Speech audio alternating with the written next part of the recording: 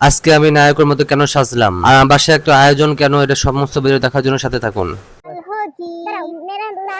তো আসসালামু আলাইকুম এভরিওয়ান। ঈদের পরে সবার বাসায় দৌড়াদৌড়ি করা হয়েছে, এই জন্য সবাইকে এখন আমার বাসায় দৌড়াদৌড়ি করার জন্য ব্যবস্থা করে দিলাম, মানে দাওয়াতে আসার জন্য সবাই এখনো রওনা হয়েছে। এখন আমি তো আর একা একা বাসায় বসতে থাকতে পারি না, একা একা বসে থাকতে বোরিং লাগছে, তাই চলে গিয়েছিলাম আমার স্বাস্থ্য ভাইয়ের কাছে। ওখানে গিয়ে ওর কবুতরের সাথে দোস্তাম ফার্স্ট জ্যাম করলাম এবং দেখা সাক্ষাৎ করলাম। ওখান থেকে একটা অভদ্র কবুতর উড়াল দিয়ে আরেকজনের বাসায় চলে যাচ্ছিল। ভাবছিলাম অন্যদের বাসায় চলে যাবে, তারপরে দেখি কি না না নিজের বাসায় চলে আসলো। এরপর দেখতে দেখতে আমি বাসায় চলে আসলাম, এদিকে আমাদের মেহমানও আমার বাসায় চলে আসছে। এরপর সবাইকে খাওয়া দাওয়ার জন্য বসিয়ে দিলাম, আর আমি আপ্যায়নের দায়িত্বে ছিলাম। আমাদের ফ্যামিলির সবার মুরব্বী আমার নানাও ছিল। সবার খাওয়া দাওয়া শেষ করে এবার আমিও খাওয়া দাওয়া করার জন্য বসে পড়লাম। এরপরে আমিও সবার মতো খাওয়া দাওয়া কমপ্লিট করলাম। খাওয়া দাওয়া কমপ্লিট করে একটু ছাদে চলে গেলাম ভাই বোনদের সাথে একটু দুষ্টুমি করার জন্য।